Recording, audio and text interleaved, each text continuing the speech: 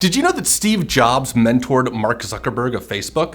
Maya Angelou mentored Oprah Winfrey, Warren Buffett mentored Bill Gates, Steven Spielberg mentored J.J. Abrams, Aubrey Hepburn mentored Elizabeth Taylor, and I have it on fairly good authority that Albus Dumbledore mentored Harry Potter, although I'm not 100% sure on that last one.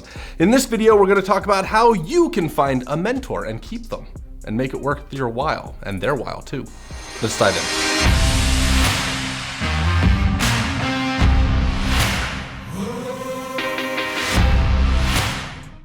Hi, my name's Tyus. I make videos about freedom, escaping the rat race, personal liberty. And if that's the kind of information that you'd be interested in, you could get my mentorship by just hitting the subscribe button below. It's that easy. In this video, we're going to talk about how to find a mentor for yourself and what to do with one. The vast majority of the work is going to be done up front. You gotta know your goals, you gotta get clear on what you need, you have to figure out where you're gonna find a mentor. In this video, we're gonna cover all of those things. Then, we're gonna talk about how do you reach unreachable people. And then once you do, what's the right way to ask them to help mentor you? And what do you do if they say yes or if they say no? First things first is you need to know what your goals are, both short-term and long-term. Now, I make a lot of videos about goals, and so subscribe. Again, sorry not to beat that message home, but if you want to learn my philosophy and my theories around goal setting or how to make SMART goals, I will link to that video as well. But you need to know what your goals are. Short-term, long-term, everything in between. Are you looking for a mental breakthrough? Are you wanting to start a business? Are you wanting to get out of debt? Both of those seem financial, but somebody who's really good at getting out of debt might not know anything about starting a business, and somebody who's been really successful at business may have never experienced tremendous debt. Maybe you want to establish a really fantastic relationship, which is a very different skill set than psychological skills. You know, maybe it's getting in shape. If you want to run a marathon, perhaps you need to know that's the goal, so you don't hire an expert in sprinting, you hire somebody that's really good about long-term trajectory and long-term races and endurance. That's the word I'm looking for, endurance. So get clear on what your goals are. The next thing you need to do is get really clear on what you need. And this is specifically what you need from a mentor. Are you going to be needing somebody who is local, or would it be okay if they are long distance and can only communicate with you via maybe email or Skype or something like that? Do you want somebody who's very formal in nature or informal? Are you looking for a lot of support, or do you want somebody who's kind of hands-off, who gives you advice and then kind of backs away? That's going to matter because it will change how much time the mentor is expected to give you. And are you looking for somebody to commit to help you for 6 months or 6 years? I mean, that's a big commitment for some people. So identifying exactly what you need, getting clear on that so you can find the person that will fit best for. Another thing you need to be really clear on is your own personal morality.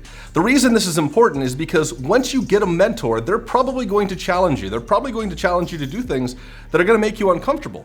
And you have to ask yourself, am I uncomfortable because this is something I've never tried before? Or am I uncomfortable because this violates my morality? Let's say you wanted to get in tremendous shape and that mentor suggested you use steroids, or maybe you want to grow your social media and they suggest using bots and robots to help do that, or you're trying to increase your marketing and they suggest using telemarketers, or they suggest using network marketing, or maybe they want you to use low-priced foreign labor to write spam email. You need to define what is inside and outside your moral framework before you get a mentor so that you know what is right and wrong for you. You want to find somebody that aligns with your morality. Getting clear on what you need is also about getting clear on what you don't need or what you can give up. In other words, what you can offer. It's really important that you are not just taking from other people and consuming their information. You need to provide something in exchange. We don't live in a vacuum where we just take and take and take. We also have to contribute. So what do you have to offer? Maybe it's your time, maybe it's money, maybe it's connections and social stuff, who knows? But whatever that might be for you, don't be afraid to offer it, or at least think through what you have to offer. One thing that I do is I have a lot of video equipment because I do this, because I shoot video. So it's not uncommon for me to offer, hey, I'll shoot this, I'll make a promo video for you. That's one of the ways I can add value to other people's lives. So I'm really quick to offer that. What can you be quick to offer somebody who's willing to mentor you? So on to the big question of where are you supposed to find these mentors that you're interested in meeting? Well, you should start by utilizing what you already have. You already have an existing social network. Now that might be literally an online social network, or it could just be the friends you hang around with. If you let them know this is what you're interested in, this is who you're interested in connecting with, or you're trying to find somebody with a particular set of skills, that sounds a little bit like the movie Taken.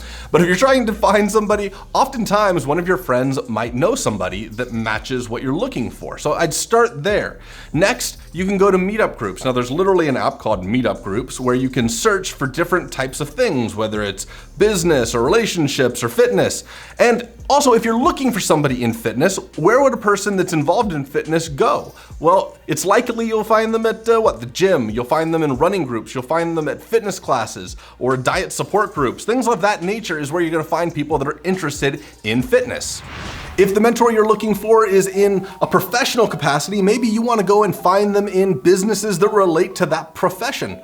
One great resource is a place called SCORE. If you want to start up your own business, there's an organization, it's called the Service Corp of Retired Executives, which becomes a acronym for SCORE. I always confuse acronyms and initialisms. They're very similar.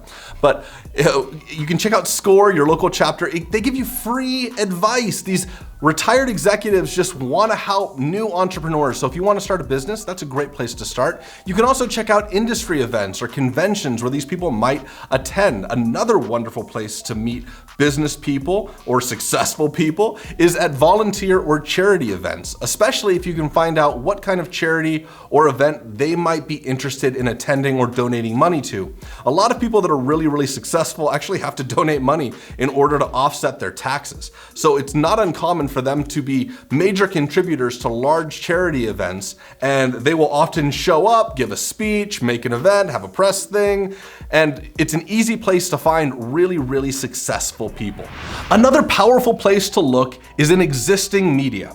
People that are experts at any given topic are often publishing content about that topic. So you could look for authors or writers that write about the topic you're interested in being mentored about. Maybe it's a filmmaker. Maybe it's business people that continually handle business around the industry you're interested in being mentored in. Maybe they publish podcasts on that. Maybe they write online articles about it. But if you find those articles, if you do some simple searches online, you're going to find results that will show you these people. And then you can just say, oh, this person wrote this book on it. Maybe that's the kind of person that I need to reach out to, or find their associates. Now, maybe you've identified somebody that you really want to have be your mentor, but they're basically unreachable. There's no way you're going to be able to connect with them. They've got gatekeepers up and they don't want to connect with people. They're too inundated with requests all the time. So you can't reach them. How do you reach unreachable people? Well, here's a really easy way. They have an online presence. Anybody who's that successful definitely has an online presence, and you're gonna be able to go online and see who those people connect with.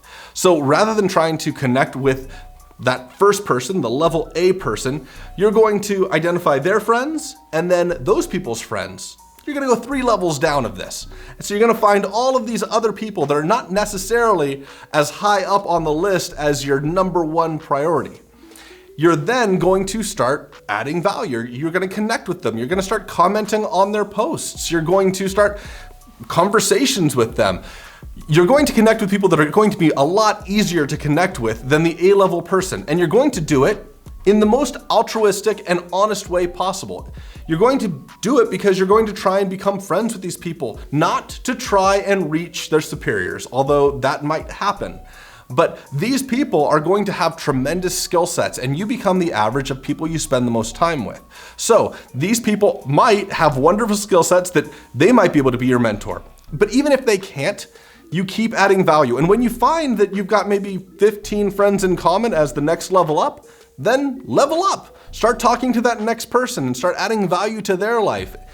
You might find that you can't connect with the unreachable person, but maybe you connect with the person right below them and they become your mentor for 3 or 4 months. And if you do everything that person says and you really nail it and knock it out of the park, maybe they're willing to introduce you to the next person, or maybe that next person, the A-level person, is willing to go, you know what? They did such a great job when they interned with my friend that maybe I should give them a shot at my place.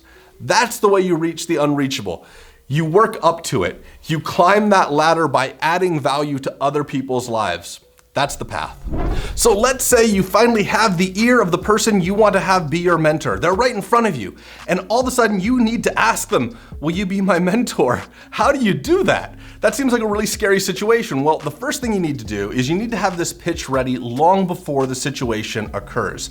Sometimes you can plan this. Sometimes you might know when you're going to meet the person, but other times you won't. Maybe you just hopped in an elevator and that other person walked in and you're like, oh my God, you're Tony Robbins, you're the guy I wanted to have be my mentor. Now you've got to be ready. You have to have that pitch ready to go. So having it ready to go is part of your homework. It's part of the work you need to do before the situation arises. So make sure you're ready. Here's what you want to have ready at hand to go at a moment's notice. You need to be able to explain what value this person has added to your life already, and that's what you open with. Maybe that looks like, hey, you wrote this amazing tweet that really got my attention, or I read this book that you wrote, or I've watched all your YouTube videos, and I love your bald head and your message around living the freest life possible, Tyus. Yeah, that's never happened. But you get the idea. You want to mention what you value about this person, what they've contributed to your life. What that does is two things. First, it creates a connection between the two of you, but second, and more importantly, it lets the person know that you're aware of their work and that you're not just saying this pitch to every person you run into. The next thing you want to do is you want to explain specifically what you want help with. Now, this is just going to be that goal that we talked about earlier in this video. You're just going to want to lay it out as clear and concisely as possible. You'd then say exactly what your expectations would be with somebody who would mentor you if they would be willing to. Whether that is, here's how we'd meet, here's how long those meetings would take, here's what the agenda might look like. And then you'd offer, here's what I can offer you as help in return. Anything that you could offer them, whether that is your time, your energy, your connections. If you have something to offer them, throw it out there. Then finally, you ask for the order. You simply say, would you be willing to do that? Would you be willing to help me with that? And then the last step is you shut up. Here's the thing.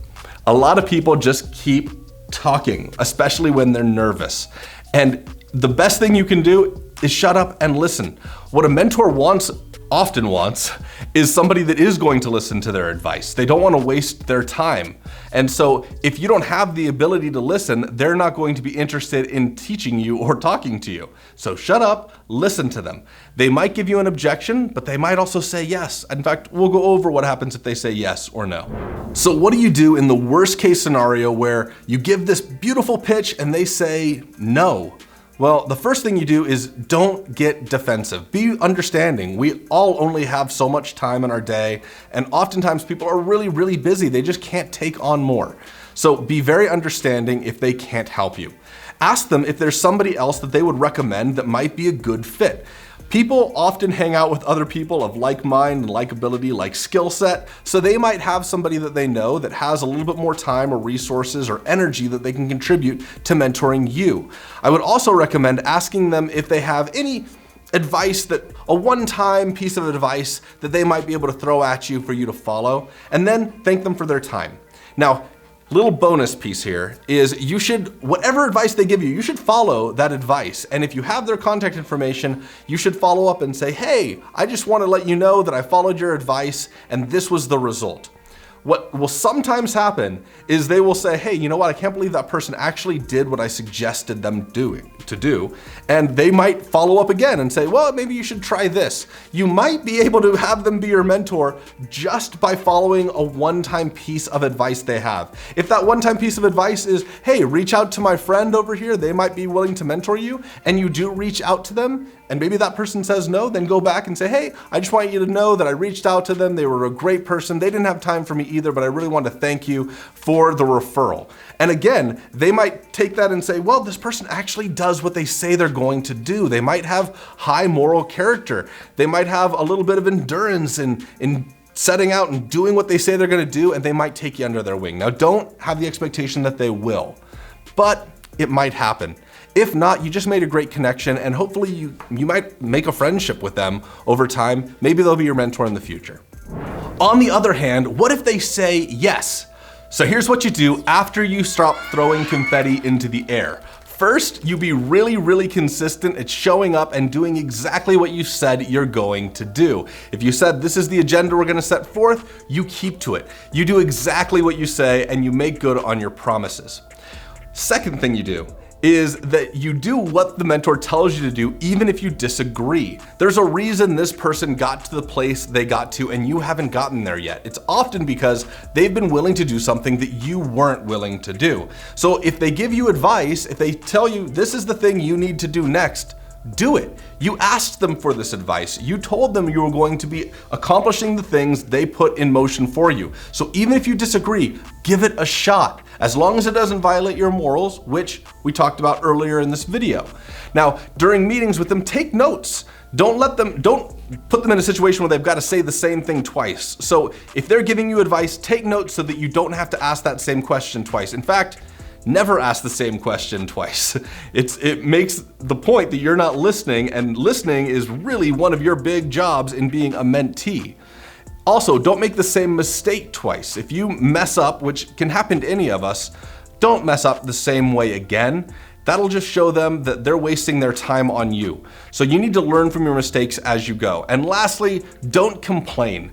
These people are not your therapist. They're there to try and help you, but they are not there to try and sort out your psychological issues, unless I guess you came to them with that as your problem for needing a mentor. Generally, that's gonna be the job of a therapist, and a mentor is not that. One thing that I strongly recommend is consider building a tribe of mentors. Basically, think about all the areas of your life that you try and keep in balance, and then consider who do you know or who would be willing to mentor you in those various areas. For me, I have cognitive capital, which is my finances and resources. I've got my connections, which are my friendships and my relationships. And I've got my, what did I say? Cognitive, capital, connections, and conditioning, my physical. So that's gonna be my health and my fitness. And I've got some friends that are doctors that will help mentor me through difficult physical challenges I might be going through, injuries I might have. Hey, should I take this vaccine? What are your thoughts on, should I go with Pfizer or Moderna? They'll mentor me through a lot of those little tiny challenges. But that works because I've created a tribe of mentors. I don't have to go to the same person with every question that they might not be tailored for. Instead, I've got people that are experts at each given area, and I go to them with the pertinent questions.